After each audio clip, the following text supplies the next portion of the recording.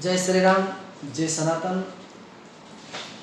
सभी सनातन बंधुओं को, सनातनियों को हमारे भारतीय नववर्ष चैत्र शुक्ल प्रतिपदा पर जो प्रारंभ हो रहा है, होता है, नववर्ष की बहुत बहुत बधाई, अनंत शुभकामनाएं।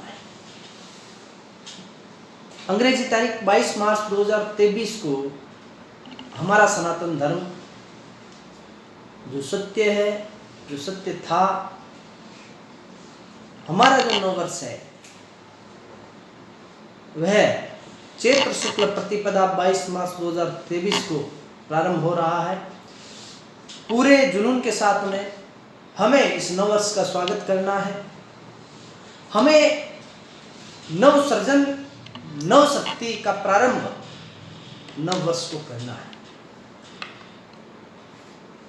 साथियों, जिस दिन शक्ति साधना प्रारंभ होती है, चैत्र शुक्ल प्रतिपदा यानी नवरात्रि की पहली तिथि, और नवरात्रि को शक्ति साधना की जाती है। हमारा भारतीय सनातन दर्शन देखिए, आप समझिए इसको।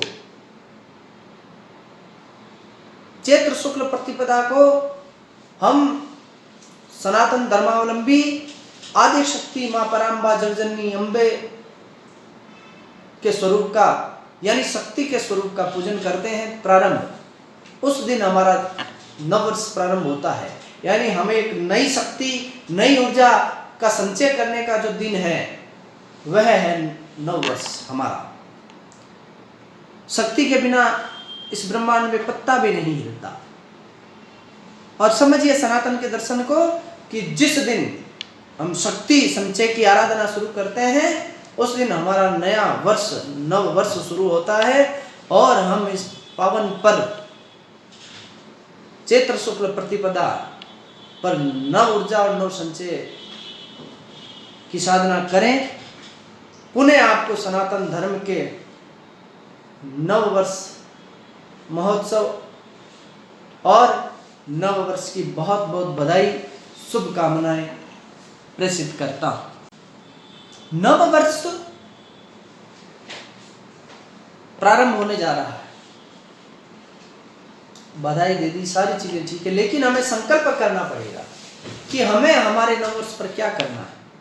हमें हमारे चैत्र शुक्ल प्रतिपदा नव वर्ष के दिन ये संकल्प करना है कि हम शक्ति साधना करेंगे, एक, हम यज्ञ साधना करेंगे, नंबर 2, हम शास्त्र अध्ययन की साधना करेंगे, गीता, रामायण, भागवत, वेद, पुराण, उपनिषद और भारतीय दर्शन को पढ़ेंगे, वीर शिवाजी को पढ़ेंगे, महाराणा प्रताप को पढ़ेंगे, झांसी की रानी लक्ष्मीबाई को पढ़ेंगे और भारत के अनेक महापुरुषों को, ऋषियों को, मुनियों को पढ़ेंगे और हम शास्त्र के ज्ञान को प्राप्त करेंगे। इसके साथ हमें शस्त्र की साधना भी प्रारंभ करनी पड़ेगी, क्योंकि शस्त्र से ही शास्त्र बना है। हमें तलवार चलाना, दंड चलाना और निशानेबाजी चलाना सीखना होगा। यह संकल्प हमें करना है। और विधर्मियों के नाश के लिए शस्त्र आवश्यक है, आत्म सुरक्षा के लिए भी शस्त्र आवश्यक है। इसलिए यह संकल्प भी करना पड़ेगा कि हम शस्त्र साधना करेंगे, योग साधना करेंगे, यम, नियम, आसन, प्राणायाम, ध्यान, धारणा, समाधि, मेडिटेशन, ये सब हमें करना है। यह संकल्प लेना, हमारी दिनचर्या ऐसी हो कि हम योग करें, व्यायाम करें, निरोग रहें, आयुर्वेद को अपनाएं, गौ संवर्धन पर कार्य करें, भारतीय देसी नस्लों की गायों में सुधार करें और उनके ही दुग्ध को, घृत को हम उपयोग में लें।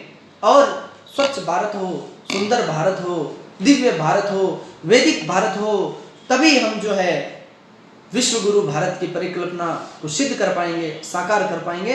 हमें भारत को विश्व गुरु बनाना है। विश्व गुरु तो भारत था, है और रहेगा, लेकिन हमें इस पराकाष्ठा को उच्चता तक ले जाना है। और इसके लिए हमें संकल्प करना पड़ेगा, जो प्रकल्प मैंने आपको बताए हैं। तब हमारा सनातन धर्म में और भारत की इस भूमि पर जन्म लेना सार्थक होगा।